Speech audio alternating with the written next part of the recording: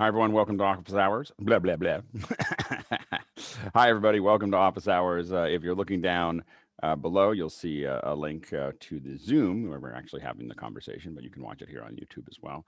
If you are an attendee and you're looking at all these panelists, there's more and more of them every day, it seems, and they're not you. And you may look at this and go, I know more than these folks.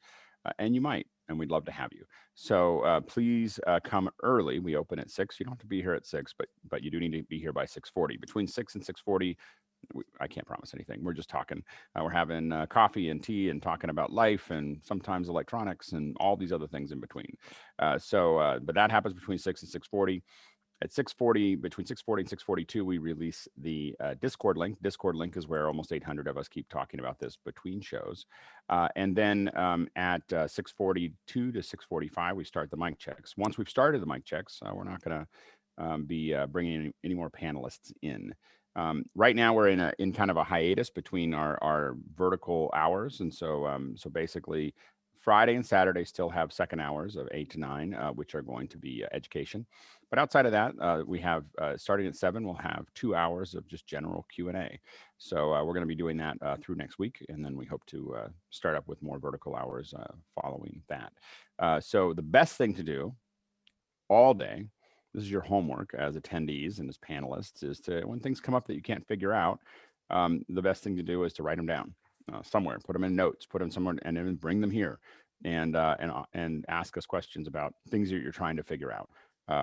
You can, of course, come up with them right now, too. We don't have enough questions to get through the whole hour, so we're depending on you. More than any other show out there, this is really run by the attendees. You're setting up the questions, you're voting on those questions, and you're really pushing the event in the direction that you want it to go. So we're counting on you. Anyway, if it's not a good show, you can't blame the panelists. all we can do is promise to discuss it. But you need to, to have a good show, we need good questions from all of you. So definitely start asking those questions and voting those questions up and down. We've got a couple, and I'm going to put Chris on the hot griddle to start asking them. Good morning, Alex. How you doing? Good morning. Good. Yeah, it was a very interesting talk this morning about spacesuits and COVID masks, and it was an interesting first hour. I'm really surprised that we still don't have any really good COVID masks. Like, I'm just kind of like, when are people going to actually produce something worthwhile? And especially for someone who wears glasses, part of my big thing with regular masks is this constant process of trying to keep my glasses from falling off. I've now figured out with the disposable ones that I have to wrap them around my glasses. So I put them on, I kind of sew my glasses into them. Otherwise, my glasses are falling off all the time while I'm doing setups. And so, and then like when you're bending over and then they fall, I've caught my glasses. So far they haven't hit the ground, but I've caught them a couple times a day until I figured out how to tie my glasses into my mask. And so I remember the one time we met in wherever. I had my you popped out with your big duck bill one. I was like, what?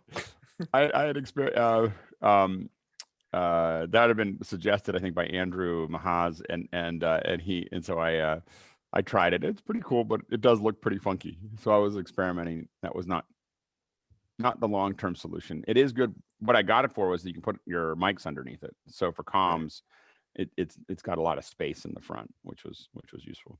Anyway. Yeah. Okay. So Mr. Wallace, Mr. Mic Check Wallace says, if you could have the ideal chain, audio and video. Oh boy, here we go. This ideal is synonymous with best. So ideal. This is going to be an wait. I just want to make sure. I want to say, people say that I go off the thing. Like, when you say ideal, that is a really big term, as opposed to best for 10,000 or 1,000 or whatever. Ideal is crazy. Just saying. All right. Strike the ideal and make it. No. You have to we'll first answer the question, and then you can go into it. Go ahead, Chris. You have to be careful. Words matter here.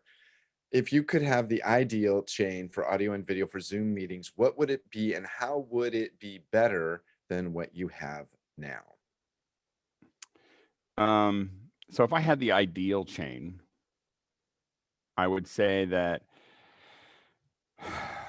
I think that I would want a Sony Venice camera. I think that'd be probably the ideal chain. Either a Venice. No, here we go. Or an Airy. would They look be great at with 720p. man, would they look Just saying. amazing. And but you can record your things. So Sony Venice or an Airy, like Airy Mini would be okay, for that an a Don't want a really a Millennium good DXL. an Angenieux lens, an Angenieux zoom. We're using one right now that would work really well for me. Really high quality zoom lens there. I would probably use we're using these light pads that are really nice right now for shooting. They're really light and they're you can make really big ones really easily. I probably use an Earthworks or Shep's mic, for the for my microphone. Of course, go into a Scorpio. A Scorpio, I think, is still. I think I have pretty much what I'm most happy with there. And I think that, of course, I'd have a Constellation switcher so that I could go through that and a bunch of things. So that would be my ideal pipeline for that. I don't think that's I don't think that's necessary, but okay, go ahead, Mickey. Yeah, like for me, if it's strictly for meetings, I would stick to what is the least you have to think about the least, like for me, like something like this one, the 414, or a Sennheiser MD46, or an RE50, going into something like a Mix Pre 3, and then a simple webcam like a C920 or the Brio. I don't want to, if it's just for meetings, I don't want to have to set things up because I'm on meetings like all day long. So I don't want the Venice. I don't want to have to think about pulling focus while I'm in a meeting. I think Alex, you're muted. You but just need to have Alex the is set controllers up for also. it. That's all. That like it's not hard to focus it if you've got the right controllers installed. Go ahead. Yeah, I can get I can get remote focus. Focus. Yeah, we'll get assist, Preston. but We'll add to if the I'm in a ideal meeting, list. I'm doing something else. We'll add to the list of Preston controllers. Preston Fizz. Yeah, exactly. Go ahead, Stuart. Following on with how Mickey just said about making it easy as possible to just walk into and operate, cost no option. I would hire the NEP studios in Coventry Street, South Melbourne, and just have it fully staffed so I could walk in, sit down, and everything happens. And I don't have to think about it. You'd hire But you have someone. to travel. Hire the whole studio, including the pool. Go ahead, Jeffrey. Actually, Stuart just took my answer, except I was going to say I'd hire you or Mickey or anybody on the panel to do that. The other thing I'd like to add to it is if we're going to go down this path, a motored precision motion control arm. If you're going to really go, this solves a lot of Nikki's issues where, if I want to reframe, I want to change it, I want to show you a close up, I could just have an arm that had preset settings, and I could probably tie that arm into a Stream Deck. Just push a button and it would just like frame up the thing. Now, I'm just saying, like, when ideal, like ideal. Ideal's a dangerous word around here. Yeah, I will say that in general, I've been really happy with what I'm using right now is the just the studio camera from Blackmagic, and That's the one that looks like it has an iPad attached to it. Yeah, exactly. It's the iPad camera, and I've got a couple of those, and I'm pretty happy with it as a general purpose webcam, because it's the little one, the little micro, which is the same sensor and pretty much the same compute, is just really hard to deal with. It's much easier to have one big screen. I can do all the things. It doesn't do all the LUTs and everything else, but as a really high quality web camera, I'm pretty. I do find that the 6K is just a little bit more work. To get it. The 6K camera for using as a webcam is a bit more work than this one is to run it. But it might just be, the depth of field is a lot shorter, or it can be, or you're stopping down. And so anyway, so I'm pretty happy with what I have as far as that as a web camera. But as we get into webcams, I would say the Brios are the thing that I'm probably the happiest with. I'm still playing with that Huddle Cam, but the Brio has better color, I think, right now. That's been my out of the box. So I think of it, I can get both of them to the same color. I think about sending things to people, and when I send things to people, I feel like the Brio turns on and gets closer faster. Next question. Oh, that'd be me. I should have hit that button. I should have hit that button and this button. Tom Rowe says, now that the group has fully vetted the Pyle headset mic, is it still considered the best bang for the buck? I have an event coming up. I need to provide mics for about 12 to 15 people. I want to know which way to go. I will say that if you're sending them out as kits, the 2-ear Pyles are probably the best bang for your buck as far as what you'd send out. What I send out when I'm doing kits, if there's a budget, is the Countryman, which I feel like have better clarity than the DPAs for meetings. So I think the DPAs have better low response than the Countryman do, but I don't know if that helps as much. I'm using what you're listening to right now is the Pyle, because all my recorders and all my interfaces are right now deployed. And so I had to deploy them out. So you can make decisions about what you're listening to, but this is a $15 headset right now. Go ahead, Paul. That's so amazing. Yeah, you can't just send them the Pyle, the bare bones Pyle, because you need an earpiece. So it'd be nice to have a little bit longer cord, make an extension to the cord. We don't extend what I do is we send USB extensions, not analog extensions. The analog extensions will tend to pick up noise, whereas the USB one will not. And then we usually connect them to the Techrise USB, analog to USB converter, but the Sabrent one works as well. But yeah, what I will say is that sending out a 1-ear version of the Pyle to civilians, while I've gotten very good at explaining how to do it, it is a disaster. It is so painful because it comes too long. So when someone with a smaller head puts it, even me, it comes out to here, and I have a really big head. And so it, on so many levels anyway, it goes out to here.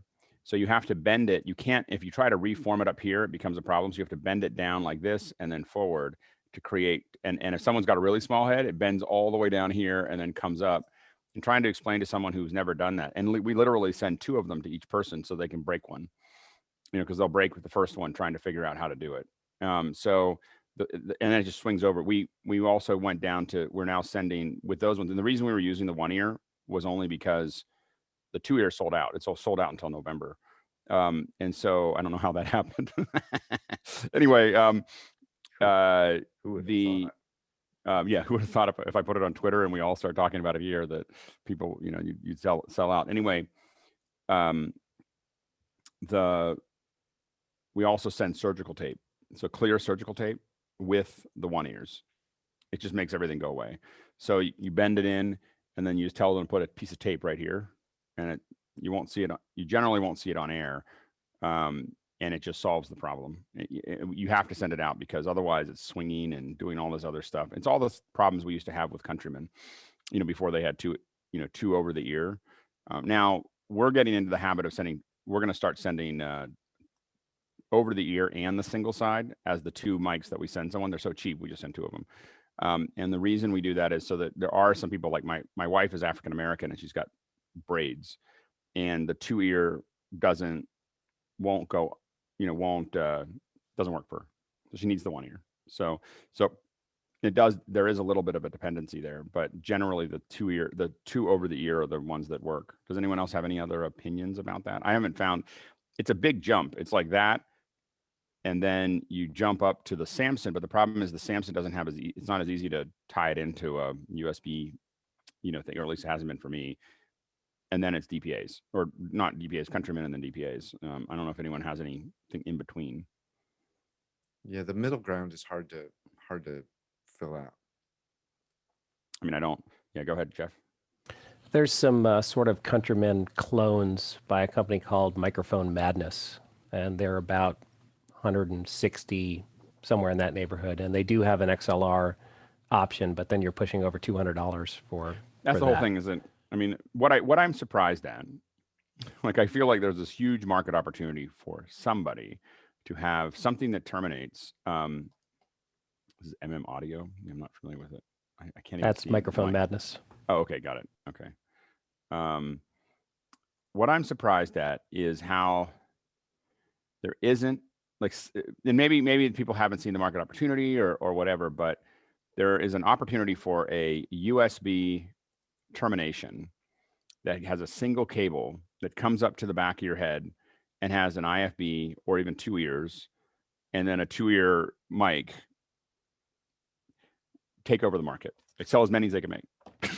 like it's not, I don't have analog, I don't have anything else. I just have a USB connection, plug it into my computer, set and no, but I'm saying no converters. I'm saying what I'm saying is that someone should just build one. They have all these different analog connectors. And the problem we have is there's a bunch of headsets in the 20, 30, 40 range, and they all have the Sennheiser screw on. The problem with that is that if you don't cut that screw on off, it won't go all the way into the converter, and you'll have all kinds of problems. And so what's hard to find is a 2 over the ear with an 1/8-inch jack that is not a Sennheiser specifically, that mic and Omni, and that has been proven to be very, very difficult. Bill and then Lawrence. I've run into the same thing, and the other part of it is that you can find mid-range headsets, but normally they're terminated in TA4F or something else for a body pack. That's the whole thing.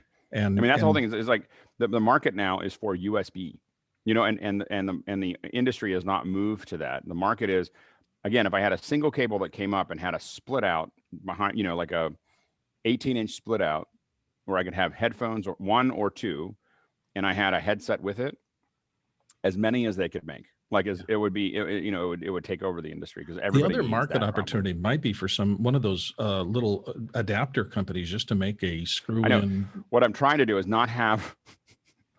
I'm trying to get back to what somebody needs to do is build one that I don't have to try to explain to people how to use. They just plug it in and it works. That's the thing that is missing right now in the industry is as someone who has to support lots and lots of people getting these. Someone just needs to build one that's just a USB. It would not be that hard. Go ahead, Lawrence. Yeah, just going back to the original mic, the Pyle, both the 1 ear and the 2 ear, I was never able to make it work with the suggested adapters, the Sabrent and the other one. I don't, Techrise. The Techrise. I never got the gain necessary, and then finally I found a way. This is the Audio Technica. It's unavailable right now, but that was $15, and it comes with, if you send it out, what was handy, it comes with the adapter. So you want whatever the client has, it kind of adapts, and that worked perfectly out of the box. I don't know that's great. What I did wrong, but that worked fantastic. That's a great tip. No, that's fantastic. I think we'll change our standard because we're constantly moving our, what we're using for these kits. Go ahead, Stuart, and then Chris. There is an option for a headset that's connected USB with a boom mic and what have you, but it is big ears. No, that's the gamer market. I know that's worthless for us. That's just everyone looks. That would be the manufacturer to talk to get them to produce a slimmer one that would work for this. Yeah, it's you're right. They the figured it out. already exists. The hardware exists. They just don't know how to make it. They just make it big and goofy because gamers don't care how they look. So anyway, next question. So we've exhausted getting the audio into the computer / mixer. This question is getting out. What are the ideal connectors to connect the output of a mixer, either XLR or TRS, into the 1/8-inch mic jack on the ATEM Mini Pro? I've seen many ways of getting XLR to 1/4 inch or 1/8 inch, but not sure what is the industry standard. Mickey? There are boxes that are essentially, they act like reverse DI boxes. Really popular one is Radial Engineering's J ISO, and it has XLR inputs, and it spits out RCA and mini jack outputs at the other end that are at the proper level for unbalanced consumer line level. If you only have to do runs that are just 2 or 3 meters or less, you could make your own cable that goes XR to 1/8 inch. Shoot me a message on Discord if you want the pin configuration for that. And they sell those too. I mean, the XLR to 1/8 inch jack. But yeah, they won't work well for longer runs. So right. If you're doing longer runs, do a J ISO from Radial. Yeah, no, I agree. I don't think any of them do long runs. I don't think analog. I personally am like analog doesn't do long runs. As far as I'm concerned. Go ahead, Stuart. If the ATEM is sitting right next to the audio mixer, a lot of the lower budget audio mixers have a tape return out that's already an RCA jack, and just use an RCA to headphone style jack cable. Yeah, the big thing you want to listen to as you do all those things is noise. There's ground, there's loops and noise and all kinds of other things that you get. Since we're saying ideal, I'm just going to plug that the interface that at one point I think I owned 50 or 60 of that we used as our standard was a USB Pre 2. The Sound Devices USB Pre 2 is the ultimate in and out of your computer. It's it's digital, it's analog, it's got controls. You see little meters, you have in and out. It's not the same as the Mix Pre. It's a great. I mean, it was a workhorse for us for my former company for years. Is just using that, and it's expensive, but it's built like a tank. And so anyway, go ahead, Jeff.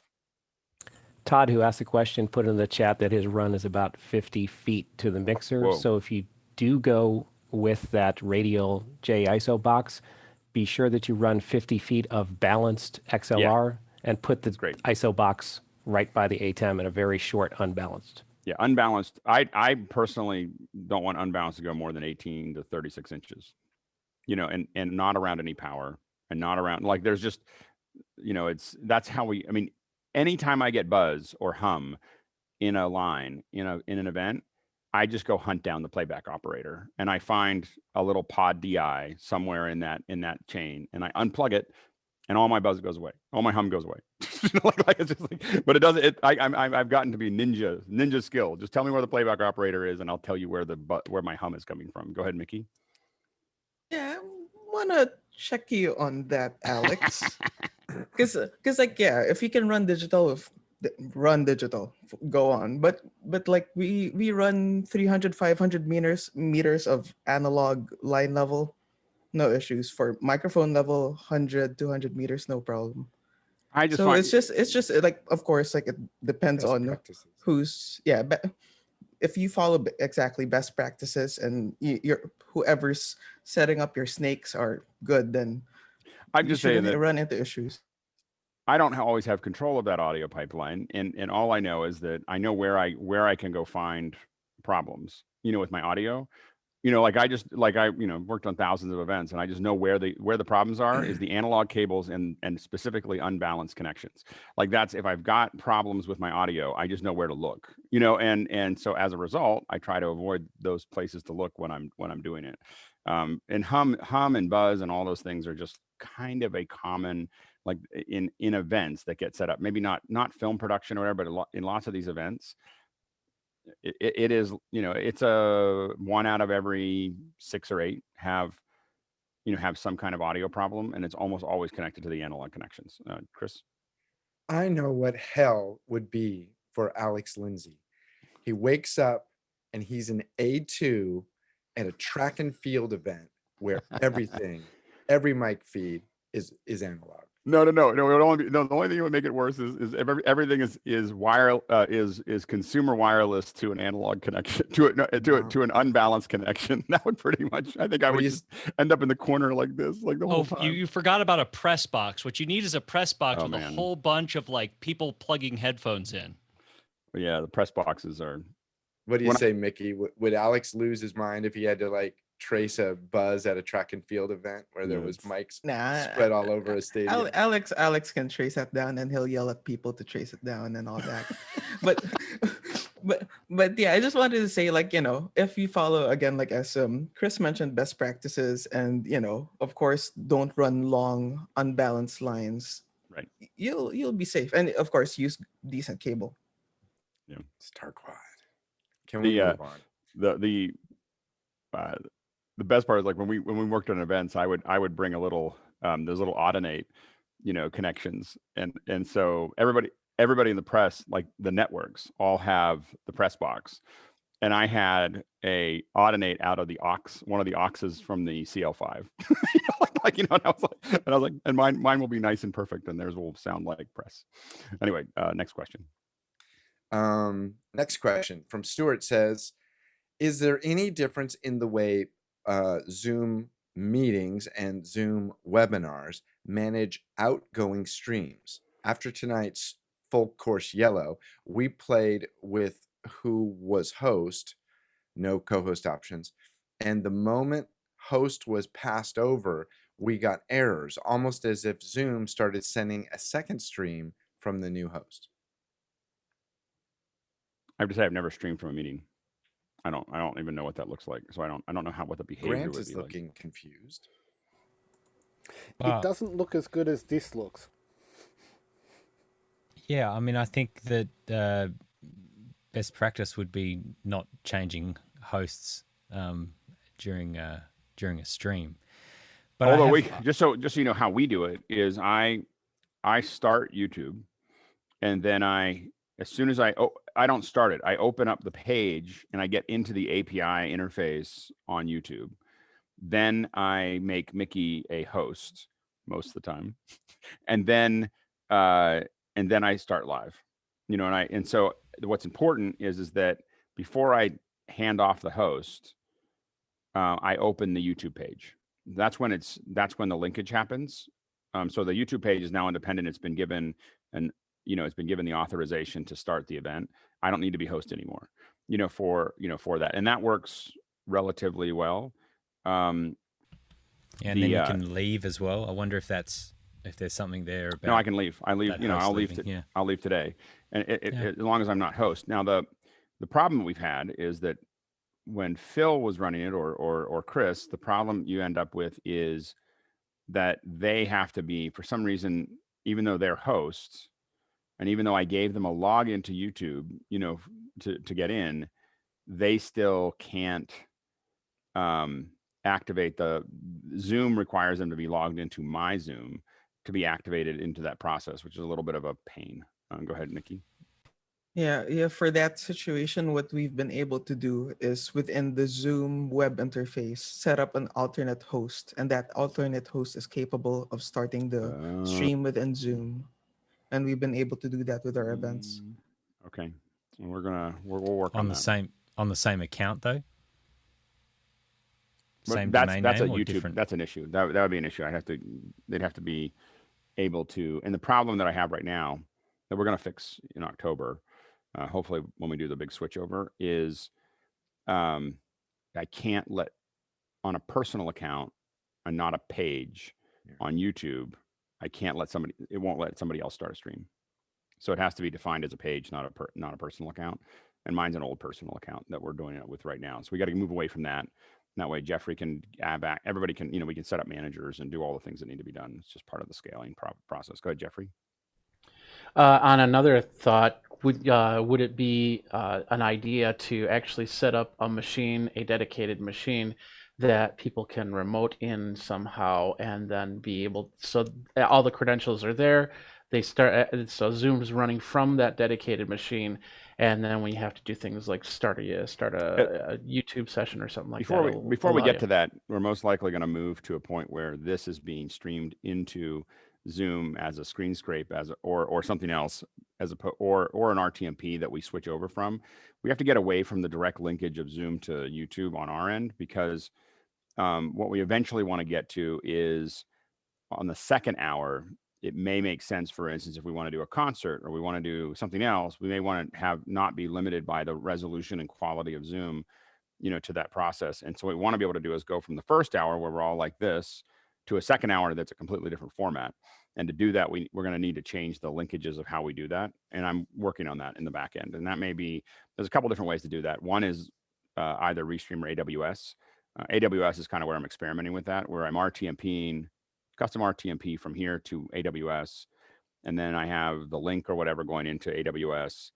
And then we can just switch the inputs. It'll take us 2 seconds. Like we put up hey, we're stopping. Now we're back. And then it's a continuous stream. We have to get to a point where we can change the entire nature of the process. I mean, right now it's worked great up until now, but as we start to want to tune that up, I mean, one of the things that I have requested from Zoom and haven't gotten is evidently there's a button that lets you send the attendees 1080p, send the And I don't have that button. So I have to kind of figure out what we're going to do. If we don't have that button, we have to figure out another way to do it to make that work. Go ahead, Stuart.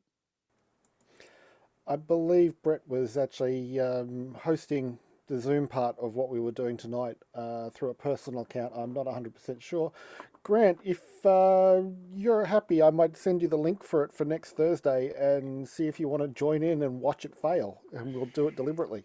But I definitely wouldn't change hosts in the middle of a stream.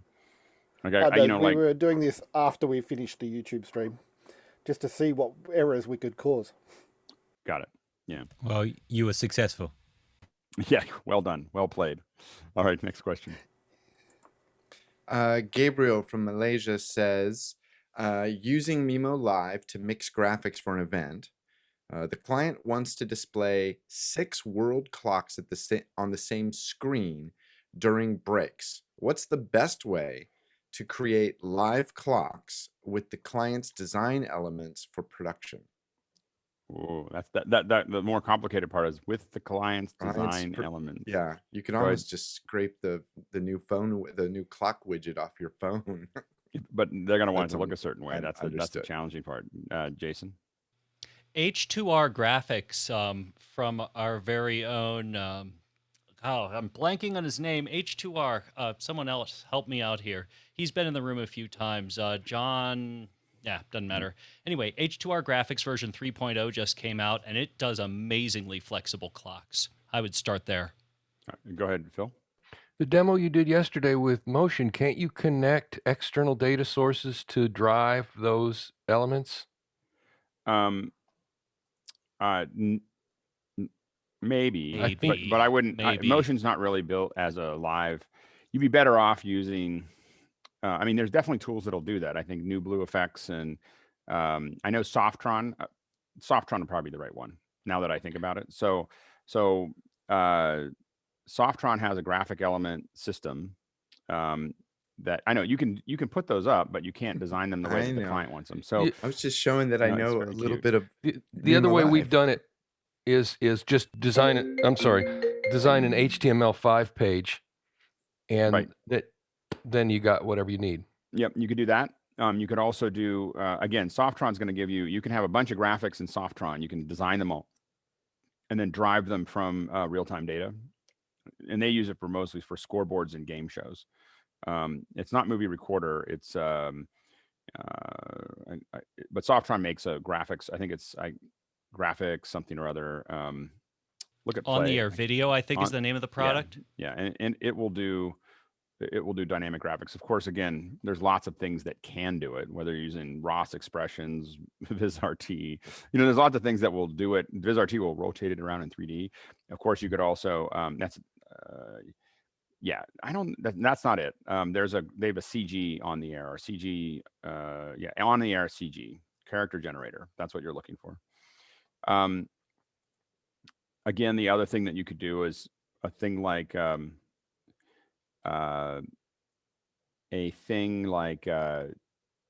Unreal, of course. Something like Unreal Engine would let you build really, really cool clocks that were grabbing data and driving them in. John, and then Jason. Yeah, I'd reach out to Oliver because he's had some unique projects where they've had to put data in very specific formats and images. So I think you could design whatever you want, and he could have the data driven by Mimolive. But he would have to help you with it, right? You wouldn't be able to just do it yourself. He doesn't have the design elements there to do it. He has some samples of that he used to package with it. I don't know if you could get one of those or whether he has them somewhere on his website. Okay. But there were examples that you could modify. Got it. Jason, and then Brian. If you have a Duo 2 playout card, there's an amazing application that'll basically put anything that you want into an SDI input called SDI Scan Converter. It's on the App Store, and in my experience, it's extremely stable. Brian? If you want to get under the hood, Mimo uses Quartz Composer to make custom plugs and layers, which is... Does Quartz still run? Pardon me? Does Quartz still run in 64-bit? Yeah, I thought it was deprecated. I don't know. I didn't know if it had gone away. But yeah, it uses Quartz Composer under the hood, so you can make stuff with that. And the trick is, I don't know what they're using now, but for years, the BBC, the weather at the end, at the end of the hours that they cap off the light minutes. That was all Quartz Composer on a Mac Mini that was just kind of grabbing data and putting it up there. That's just how they filled the time. This is BBC World. I don't know if it's regular BBC does that or not, but BBC World Service or the BBC International or whatever would show weather every time they had too much time left. When you're actually in a show, like in a show that's not predictable, that hasn't been pre-recorded. Like if you're at ABC News, I once sat in and watched ABC News get built, live. It's not really live, it's an hour or half an hour before the actual live, right?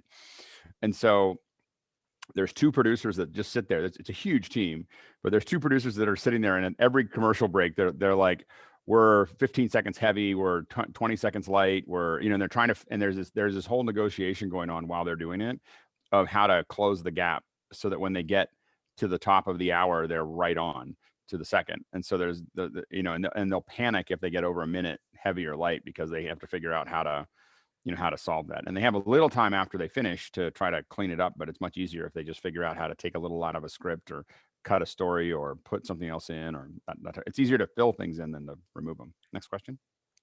I was wondering, can Grant please explain the half-hour time difference? What is that? Anyway, compromise. That's what it is. If you look at there's these time zone map. If you just Google it, Australia time zone map, it's really wacky. But there is somewhere in the world as well that's on a quarter hour. India's it's an island or something, right? India's on a half hour, and it kept all of India one, right? So instead of having two different time zones in India, it's just all one, and it's 1 half hour between them. Newfoundland up here in Canada is on a half hour as well. Yeah. Weird. All right. So Ant Pruitt in SFO says, you may have already covered this, but I wanted to hear your thoughts on the state of VR production. No more PC-based headsets. Will VR only be used for virtual tours like real estate for the most part, or will cinematic VR thrive? I've done VR work in some form for 20 years. I think that there are a lot of opportunities for it. I've never found it to be something that I can watch other than watching a movie in a virtual screen. As far as VR goes, no one's had the budget to really do a VR production at the level that it needs to be for a 2-hour cinematic experience. The 2 or 3 minute versions of some of the stuff we've done has been pretty compelling. I think that frame rate, which I think that the new headset, the new Quest starts to attack 72 frame per second, needing to get to 90, starts to make a difference. The real issue is resolution and frame rate have to get up to a certain level, and then you got to figure out how to make it, and how to, the storytelling. The problem right now is it gets into all the things we see with events right now, where everyone wants to make a physical event inside of a virtual event. Filmmakers all the discussions are around how do we use sound cues to make you look where we want you to look during this moment and everything else. And what they haven't figured out is how to tell a story that's exploratory, that the story might not be that long, but you might have to watch it over and over again to really understand all the little bits and pieces of what's happening and how it's coming together. And so anyway, I think that I think that someone will do something that's amazing at some point. Right now, I don't think it's just tours. I think that there is an incredible amount of VR work, pre-visualization, training, experiencing small moments of history. Those kinds of things could be really, really fascinating right now. I think that long cinematic is probably still 3 to 5 years out at least. Sky, then Jeffrey, then Jason. So looking at history, the 3D glasses would be the equivalent to what they're trying to do now. And it comes and goes as a fad. I think also the concept of dinner theater is what is trying to be captured in the sense of you're evolving in a 360 sphere. And so consequently, I think the holodeck concept might be more immersive as an idea versus a thing I have to stick on my head. Jeffrey? Yeah, I was thinking about it last time we talked about it. And like I said last time, is they need to make a set of glasses that are kind of like glass shields that are completely clear all around. So you're looking at a screen, and when something like a ship passes by, it actually goes through the screen. That way you can take your glasses off, have the regular screen experience.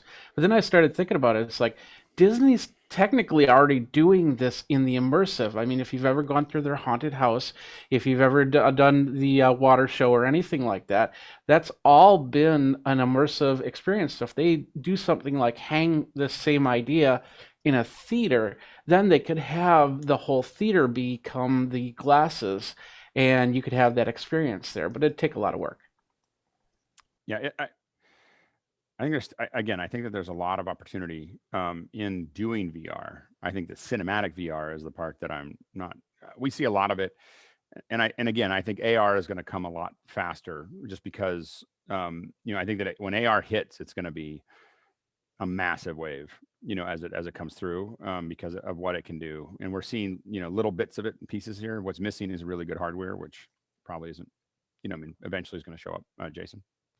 So speaking of really good hardware, the real thing that's holding it back right now is a lack of a unified standard. But more importantly, I think the neat thing about it is the cinematic experience may very well be the first time ever, when it happens, that it will be an at-home exclusive experience, which if you think about it, is probably a world first, where something cinematic, whatever that means, becomes a home first thing just because of the adoption of the equipment. Yeah, I mean, and again, I think that there's viscerally things that happen to you when you get your, like, we've shot some VR stuff that was like on the edge of a stage, and when you lean over, shot at a high res 4K stereo, so 4K per eye stereo. When you look down on it, you get this, your stomach pulls in, and you feel it and everything else, and you know that there's something there. Like there is something there that's compelling. There is something there that could be really interesting. It's just not, the technology to do it is not there yet. Go ahead, Sky. Well, the other thing I was going to say is, traditionally, from what I understand, film is a director's medium. The director's telling you what to look at next. And James Cameron, I think, did the best of use of 3D, at least, in using that element as a part of the story. So, as you say, when we looked over the edge of that tree down into the depth in a 2D, my stomach went. So go ahead, Guy. Yeah, I'm wondering why Facebook bought Oculus as far as, the future. Where is that virtual friend in your living room going to appear so you can have a virtual beer with them? That's a lot of money behind my opinion is somebody read Ready Player One. Yes. And it's just closing the gap.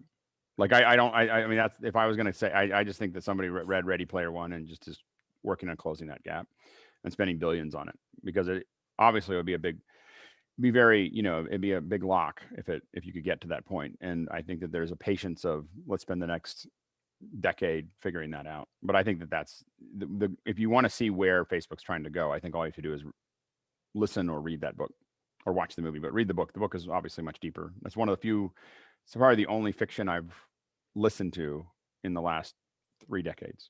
And it's one of the So best. I'm not It is a one of the fiction person. best audiobooks. It's a really, good audiobook. really good. Yeah. Next question. This is what happens when you let young people spend tons of money. Matt Cole from Quebec, Montreal says, what would you say is the most important skill to learn about the new way of doing business in our new online meeting world? Most important skill to learn. Okay, go ahead, John. I think it's changing the content to be more interactive. All these clients that I've been talking to want to take their agenda from last year and shovel it onto this format, and it's failure. I've seen it fail over and over again. Even Tony Robbins' event, I had several friends watch that event. They were super disappointed because they just saw that same content 3 weeks or 3 months prior to that event. And so I think it's all about adjusting to make sure that the program's interactive. Go ahead, Bill. I'm going to go in a different direction. I think the whole thing is now about relationship building, because you can attach to anyone anywhere on the planet. They're all looking at you. everybody is untethered from geography for the first time. Everything that you do is essentially public. So all those soft skills that my wife helped me with, the beginnings of our relationship, about being there on time, sending thank you notes, connecting with people, become just increasingly important when you're not competing with 2 or 3 companies around you, but every company in the world. I think it all comes down to relationships now. Stuart? I'll second what Bill just said, because that was one of the points I was going to make. So I'll skip to my second point, which is making sure you marshal your thoughts before unmuting your microphone, so that when people are listening to you, they hear the message you want to put through. And the third point I was going to make is having really good skill at unmuting your microphone. Jeffrey and then Guy. It's so easy for people to talk at the camera instead of to the people, and I think that's the skill. It's a skill that people like Gary Vaynerchuk and them have been working on for many years in the social space. So it's not new, but we can definitely. I know personally I could definitely try to learn more on how to talk to you guys in a whole, and be able to say what I have to say without do things like stutter like I just did. Guy and Jason? Yeah, I would say it's about lifting other people up. You got to look at it from their perspective. So get into their shoes and figure out how you can help them get to the next level. So it's about helping people come up, not just looking out for yourself. Yep, absolutely. That skill has been good for the last 10,000 years. So the most important one right now. Yep, absolutely. Jason? First, +1, Bill, I loved your answer because it completely caught me off guard, but it is absolutely true. As far as like the most useful skill, I would say practice. Just get comfortable, record yourself, figure out how you look when you're looking. I think that for me, I mean, I've said this before, that content is not king, community is king. Content is the honeypot. Content's what brings people in, and you have to figure out, the number one skill is figuring out how to build a community around an idea. Not around people. Like right now we have all these influencers. I think the next generation is going to be around things that people are interested in. What do people love? And how do you aggregate around those things? We're all here, with, average view times over, like 90 minutes, here. And, hundreds of people that show up every day, and then hundreds more that watch this that listen to it or watch it, later. And that's because we're talking about something now that community building is a whole different project than building videos and putting them on Facebook. And YouTubers that we've worked with, some of them are really good at that. Some of them are not, and so I think that understanding the how do you build a community is probably going to be, for every company, they have to figure this out very soon, because advertising is, in the next decade, the impact of advertising will drop in half, if not more, in the next decade. The reason for this is that the most important consumers are buying their way out. They're buying they're going on Netflix and Apple TV Plus and everything else, and they're basically even YouTube. They're buying their way out of advertising, and they're the ones so the ones that you actually want to get to, they're like, I don't want to do that anymore. And so that is going to destroy the advertising business.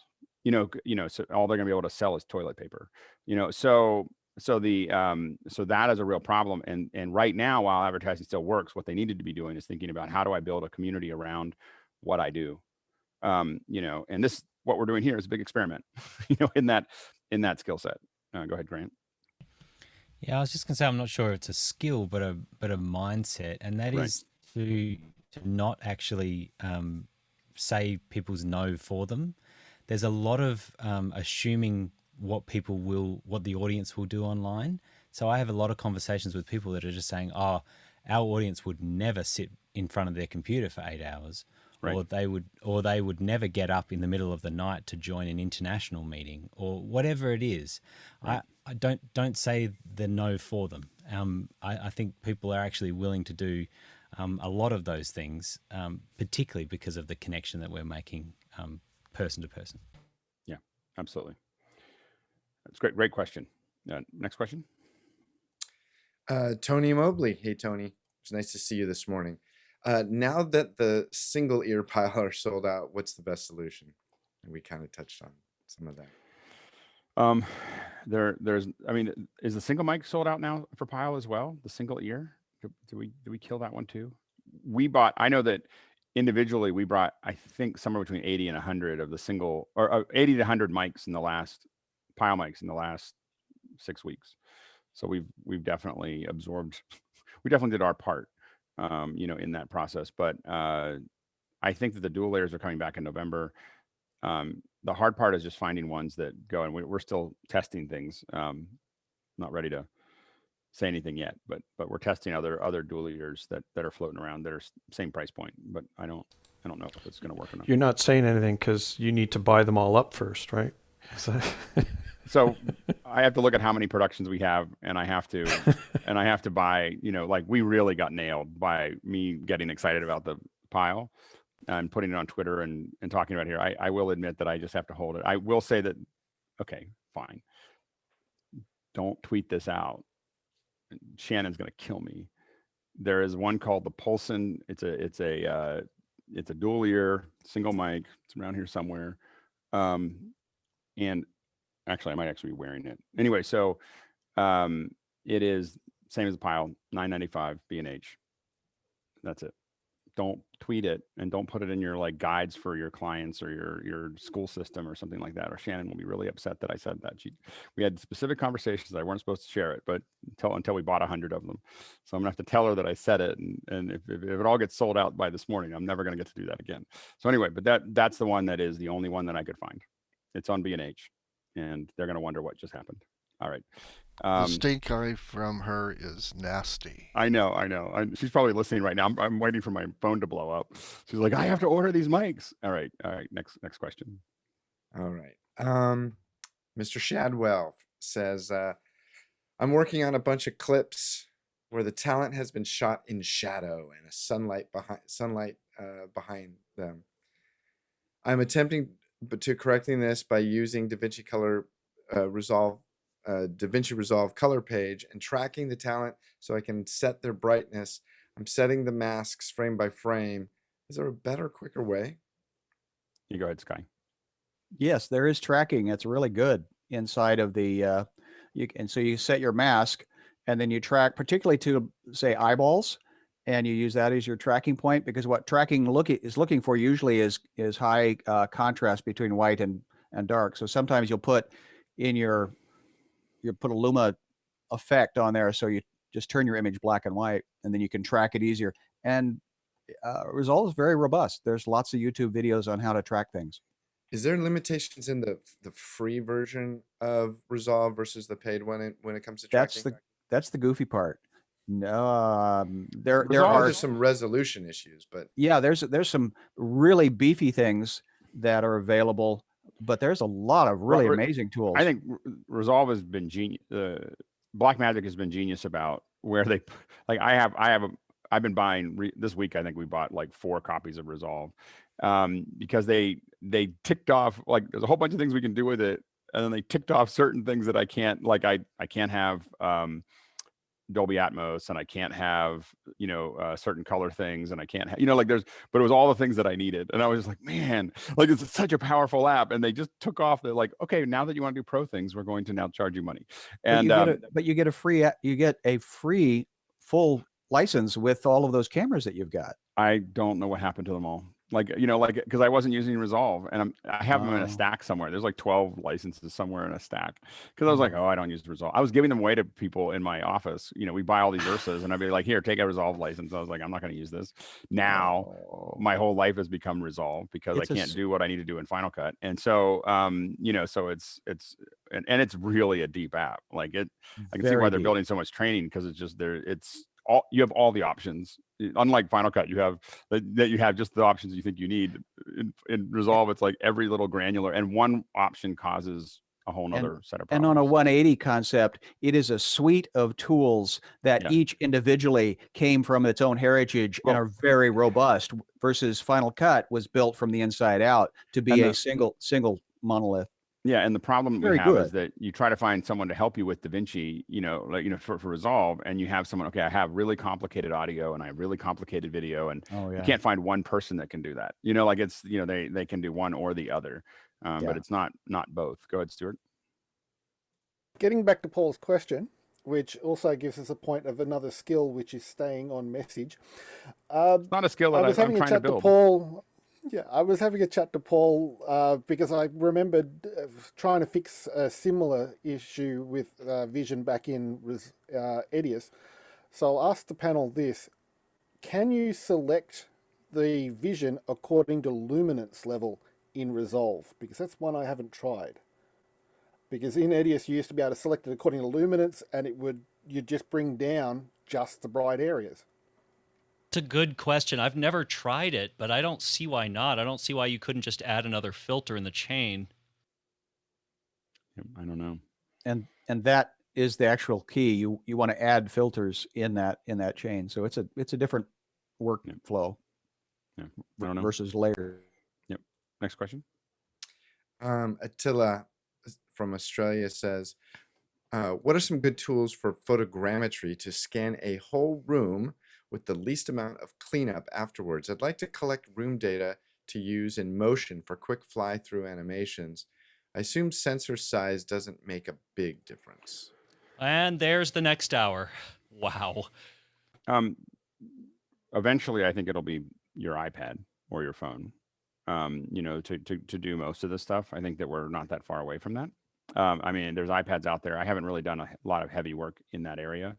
The hard part with photogrammetry in rooms is that the inside out to capture it. Photogrammetry is really good at being outside in. And so inside out is where photogrammetry has more problems. So you have to remember that you can't stand in the center of the room and shoot around because it doesn't have parallax. So what you have to do is get into corners. The wider angle iPhones, the wider angle iPhone or the 0.5 lens will work much better because you get more at one time.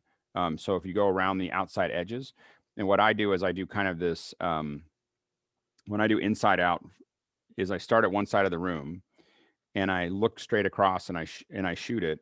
And then as I move, I keep on rotating my point. I do this kind of thing where I'm building this kind of, I walk around it and I'm constantly moving my point of interest around like this. And what it'll do is it does this kind of odd cross, this odd cross of going back and forth. I'll see if I can find an example of that for you. Does anyone else have anyway, that's how you do it. Small rooms are really hard. Like I just will say that small rooms are really hard to get good photogrammetry because you're not having the right, you don't have the right pieces to make that work. And that's why LiDAR is so important. So the LiDAR that's available on the new iPad and possibly new machines, hopefully someday soon, according to rumors, will let you, that structured light of knowing exactly where everything is and then adding photos to it much easier. Like just, if I already know where the walls are and all I got to do is take these pixels and put them on there, that is way easier. And that's why this is what Apple's doing is pretty exciting. Next question. Is Mr. Schwartz from West Palm Beach. Sorry, I couldn't remember your name yesterday, Zach. Using the Pyle mic with the Sabrent USB adapter, I find I'm not getting enough level. I'd like more headroom. Is the Techrise a better option? Do you find you're getting more gain out of the Techrise than the I don't have a Sabrent, so I don't know. I don't have, all I have is the Techrise, and it works great for us. That's what I'm using right now. Next, go ahead, Lawrence. Yeah, use the Ars Technica I suggested. Oh, right, that's right. If you don't have those, I had the same problem as Zach. So that's the right. And I'm or is it's Audio Technica or is it Audio? Yeah, Audio Technica. Yeah. Sorry, Audio Technica. Someone will post the link. Hopefully, we talked about it. Did we at the beginning of the hour? Was it top of the hour or was it before the top of the hour? I don't remember whether. When I was talking about it, it was in the show. The link is all the way up. I'll post it again. Yeah. So that's the one that I would write. That's the one we're going to probably test because I just think Audio Technica is probably going to be a better brand, to work with that. I have the Sabrent here, and I do have to gain it up about 10 dB in vMix. before it goes into Zoom. Right. So I agree, it's very low, but there are ways around it. You're speaking of 10 dB, you could probably come down about 8 of those. Yeah. Sorry. okay. Sorry. Go ahead. That's Next. all right. I was trying to make everything better. Perry Miller from Chapel Hill says, will Apple's introduction to spatial audio on iPod Pros have a consumer impact? If so, I think he means the headset Pros. If so, in what ways? Also, Alex, have you heard any of these rumors about a ear? What are these things called? I call them Air Jordan pods or whatever. These things that apparently there's like a new studio version coming out. There's rumors of it. I haven't heard anything that's other than what's on the site. So I mean, on 9 to 5 Mac or whatever, they're talking about over the ear ones that have spatial audio and everything else. And I haven't tested the new. I don't have them. I have so many of them already. The earlier ones, but I'm going to probably break down and get them. They are. Everybody I've talked to, someone probably here has experienced them, but they're supposed to be just outrageously good. And the reason it's important for us as producers is that I think that it's going to drive. Oh, look at that! You got me one. You got me one. So sweet of you. If you're gonna work on my show next month, yeah.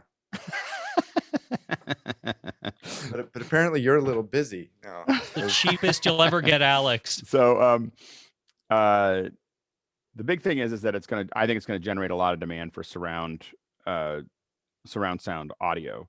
And what I will say is that what I'm mostly interested in is surround sound music. Atmos music is kind of an amazing. I didn't think that was even a thing until I heard it. And then once I heard it, I was like, oh, that's all I want to hear. So I think that we're going to see more demand for Atmos or not Atmos, but whatever surround sound production. I think is going to be pushing because the devices that's a big device to start supporting it. Go ahead, Jason. It'll absolutely have a consumer impact. One of Apple's most robust and consistent abilities is to get at something not from the front, but from the side. So what I'm picturing is a phone, to my left and an iPad to my right. And if the phone rings, it'll go, and I can look at the right device. That's the kind of thing where they're collecting data right now, and we're not going to know exactly what they're going to do with it, but it's going to be, I would assume, something along those lines. Yeah. Go ahead, Bill. I also think the geolocation, or not even geolocation, but the near field location stuff that's built into this, the sound field, yes, moves when you move your head, but what if the identification tone for the product on the shelf in the grocery store helps you find the thing on the grocery store? I think there's a huge grouping of things that it can lead toward. I'd be happy if it just showed me where my keys were. But if you spatial audio to find my keys, you hear a little beep, beep, beep, and then you're looking around. And anyway, so that'd be good. Hey, I have to. Thanks everybody. It was good seeing you all. I have to bug out and go to work. But we will have Bill's going to keep on kind of running the show. Chris will keep on pulling the questions in. And thank you all. It's great to see you every day. And I'll see you tomorrow. Have a good rest of the day, Alex. Right, I too have to go make some money. Take care, everybody. All right. Bye, Jason. All right. For those of us who are still going to be running through the end of the hour, Paul Wallace has the next question. And go ahead, Chris. Let's see. Paul says, the music scene in Austin, Texas, once the live music capital of the world, is dying. Musicians are starving and lacking medical care. How do they make the transition to digital en masse? I was hoping that I could look down and see Victor's face here as one of our primary musicians, but anybody else work in that space or talk to musicians? Go ahead, Sky.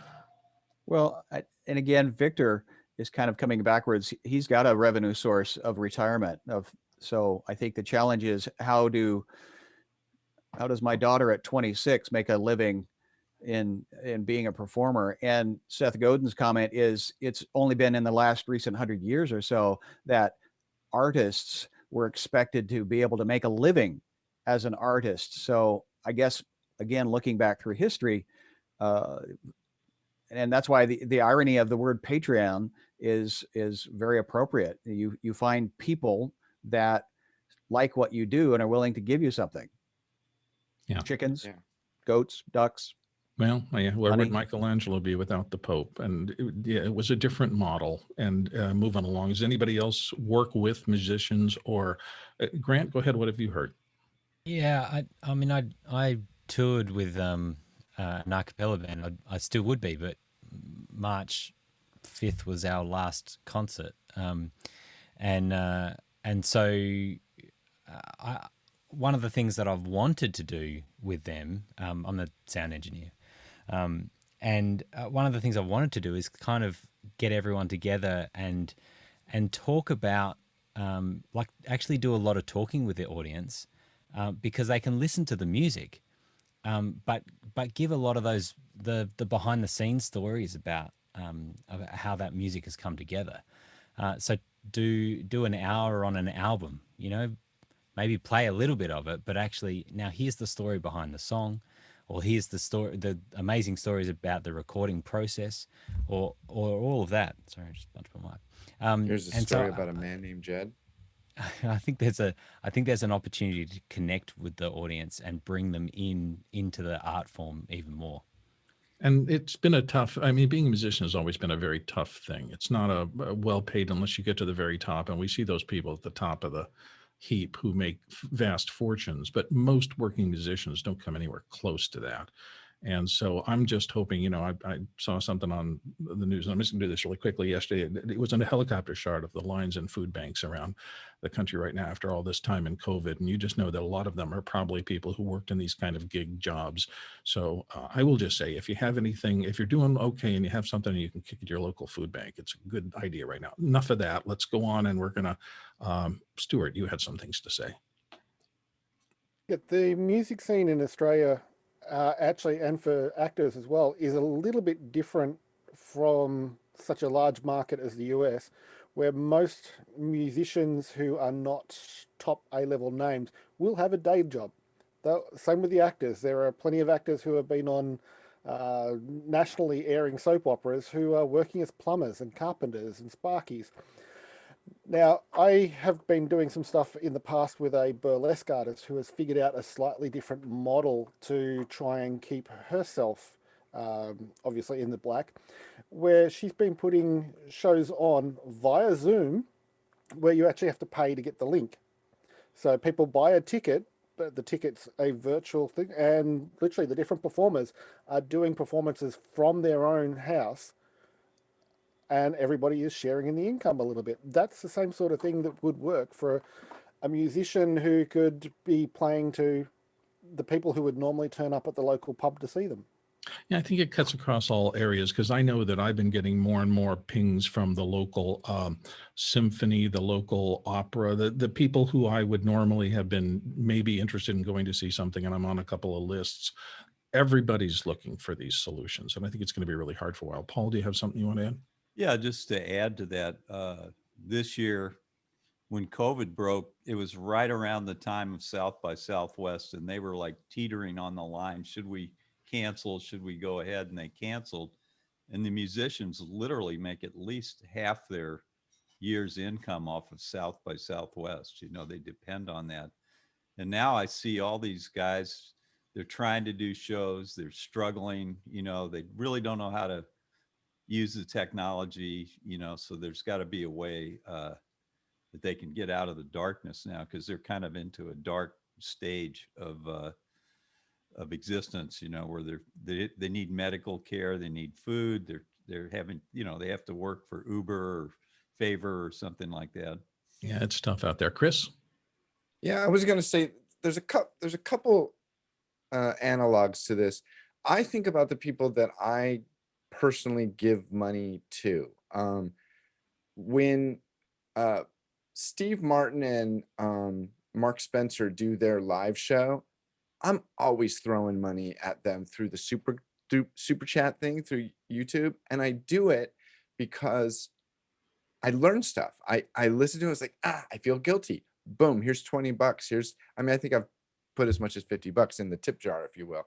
But I look at what the value is to me, and I return that value to them as a thank you. So I do that because I've developed a relationship with them. And yes, I've met them face to face, but just the way they've done that. And I think that what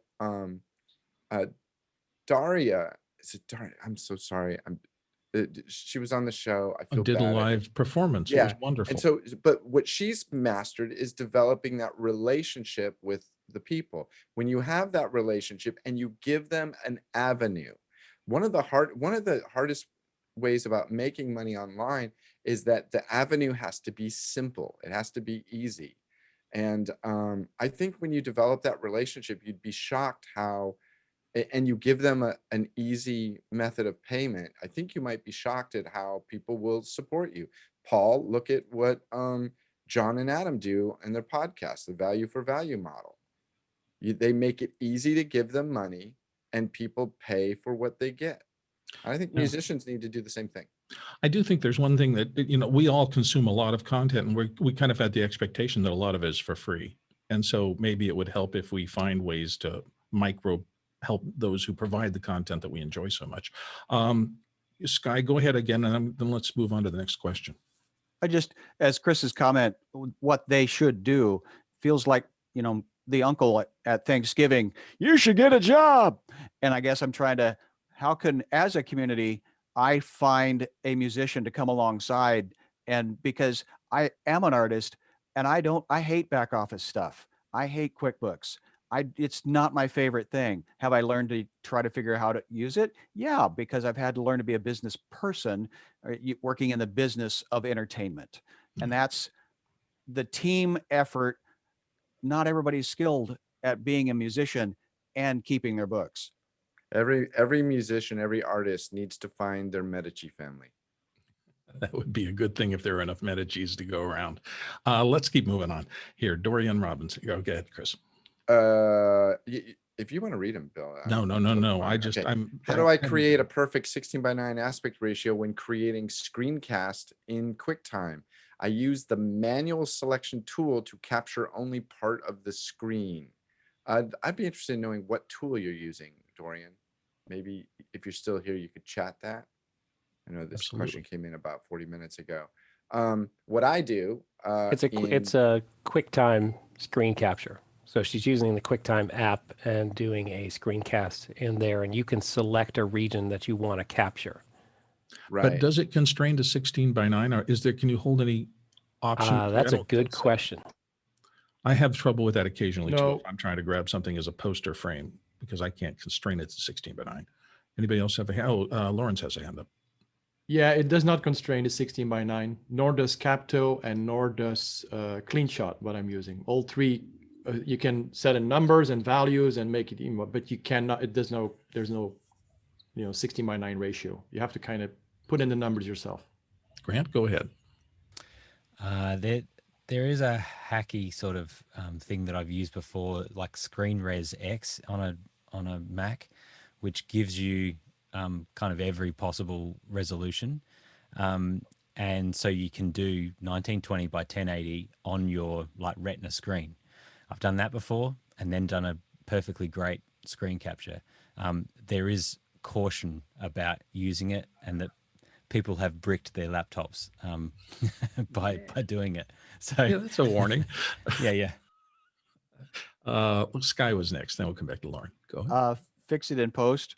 Sorry. I mean, I get the concept is capturing this weird aspect ratio thing, but you're trying to now make it a perfect 16:9.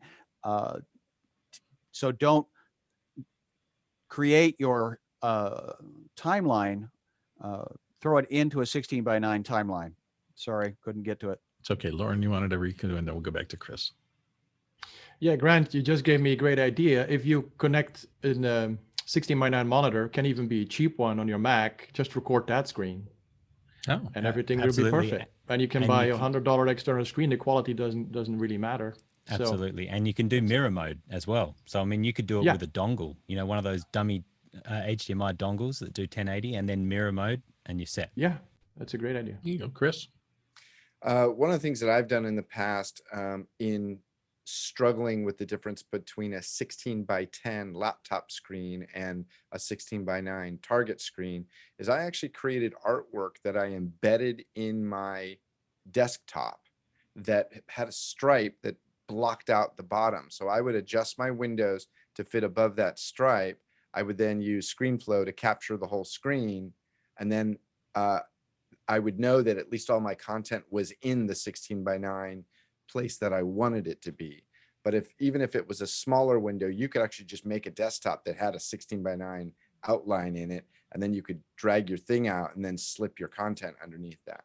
And Very just cool. make that as a template, so you can do your 4:3 and all your other templates as well. Yeah, but just embed it in your desktop so it's always there. Get rid of all the silly pictures of islands and California coasts. Mickey wants to jump in on this. Mickey, go ahead.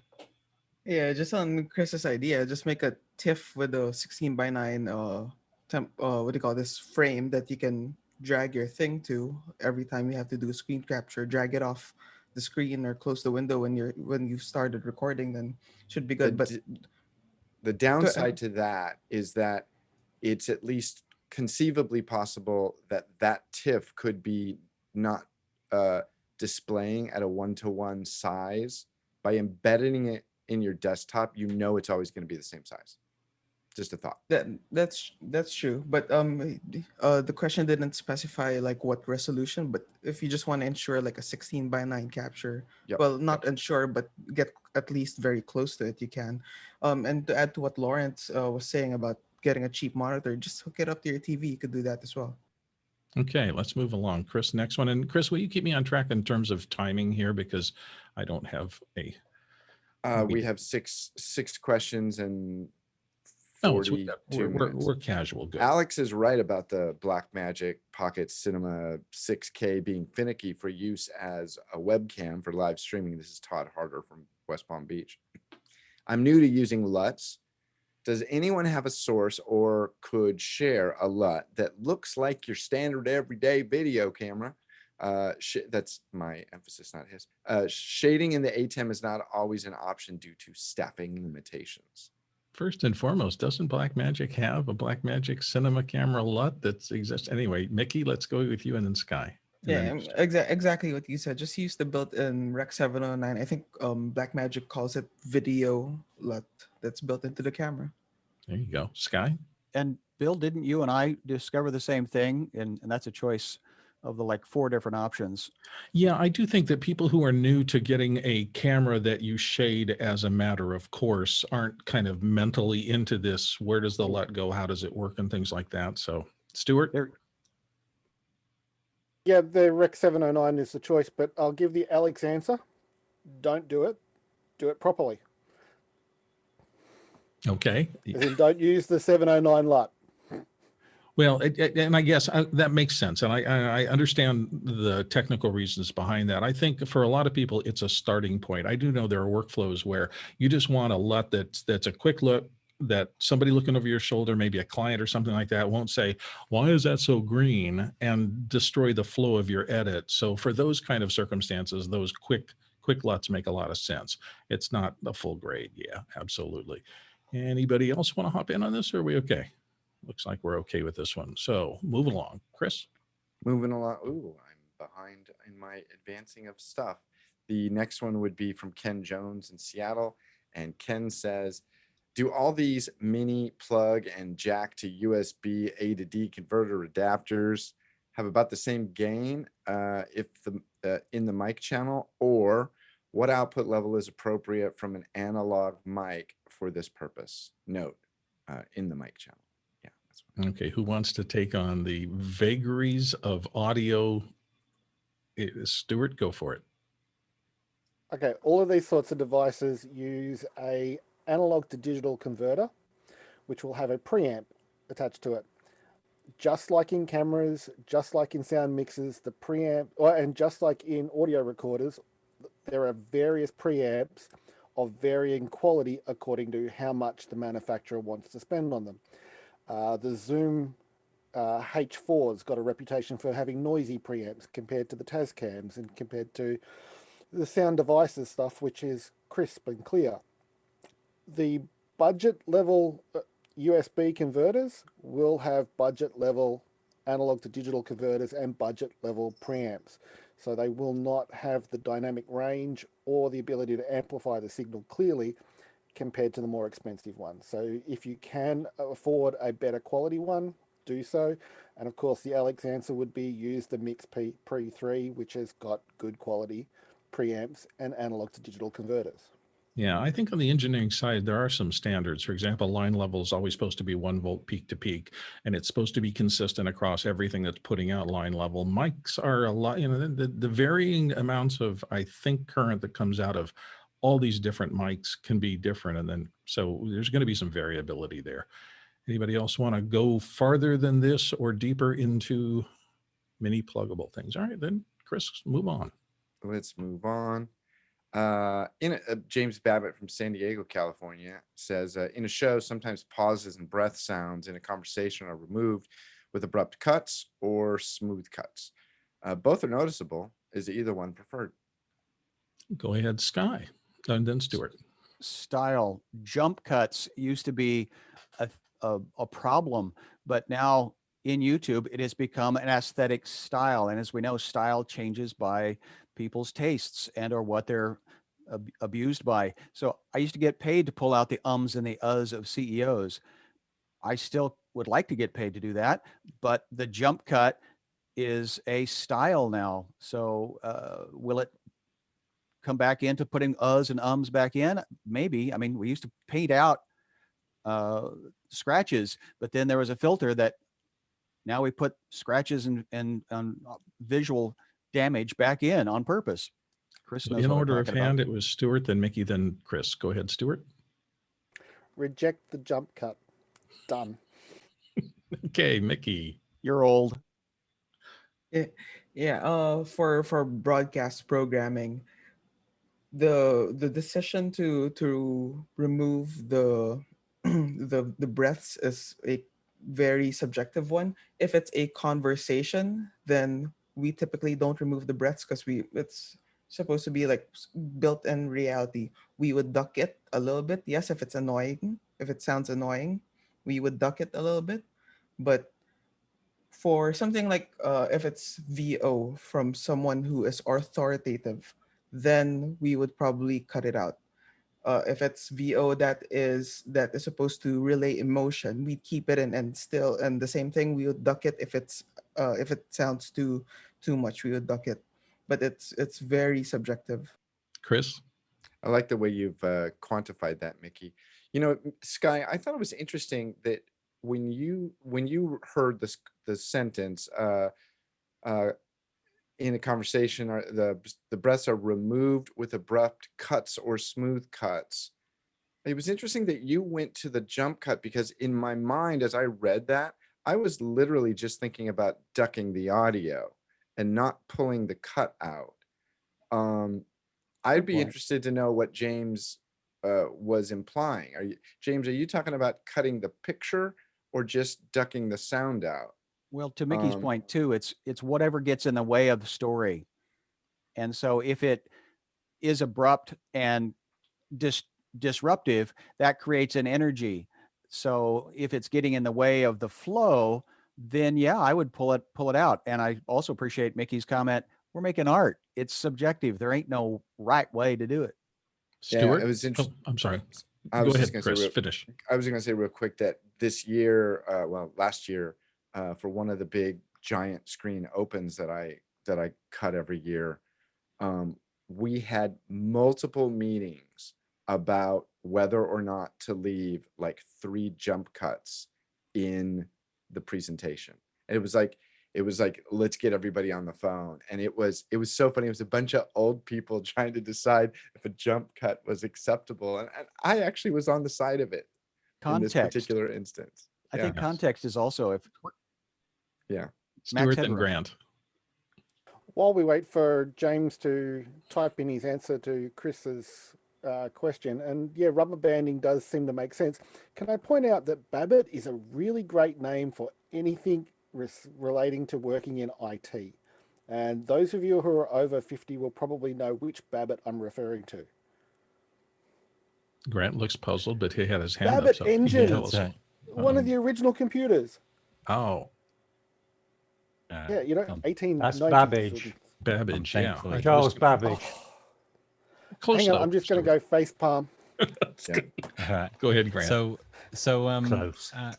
A couple of thoughts come to mind. I don't know if it really relates specifically to the question, but the jump cuts I'm finding interesting on, particularly on YouTube, is the J cuts and L cuts as far as the audio coming in before the cut, and I think it makes a big difference.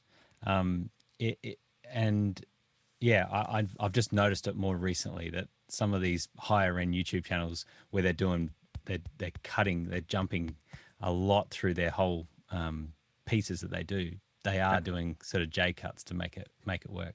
And since there are probably a lot of people listening today who are not editors, J cut and L cuts are techniques that video editors use where they leave the audio running after the existing audio running after they do the cut in the video, or they leave the video running after they do a cut in the audio. So it offsets the change of the source from audio or video in time so they don't happen matchy-matchy.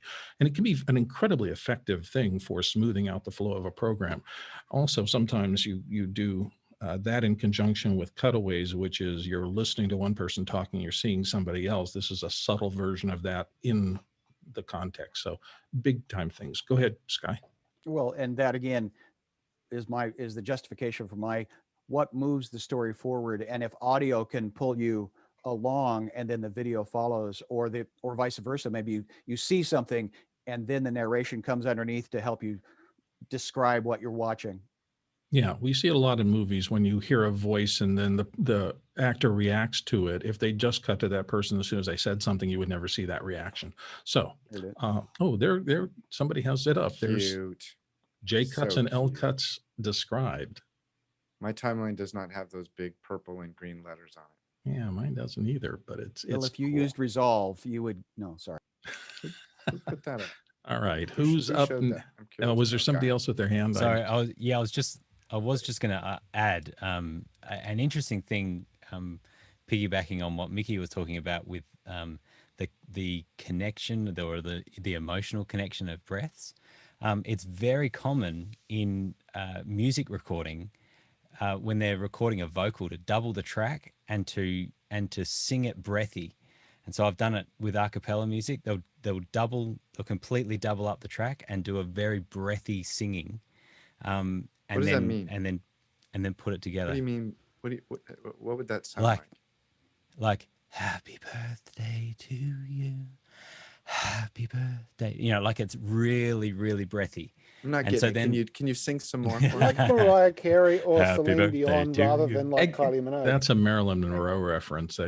Grant's going way back. Yeah, that's right. But Yeah, you hear lots of pop music. If you listen really carefully, you listen to that vocal and you're like, how do they even make that sound? Because they're punching really heavy chest voice, and then they've also got this actual, extra, air around it. Thing, yeah. Yeah. Nikki? Yeah, it's funny that Stuart mentioned Mariah Carey and Celine Dion because I've heard that they come into the studio with a drive. Well, their management does. They come into the studio with a drive that has just breaths, and these are the sets of breaths that you can cut into this album. Ooh, I've never heard of that. That's fascinating. And it's like fully produced, just breaths, different kinds of breaths. Wow. So the absolute answer is, it depends.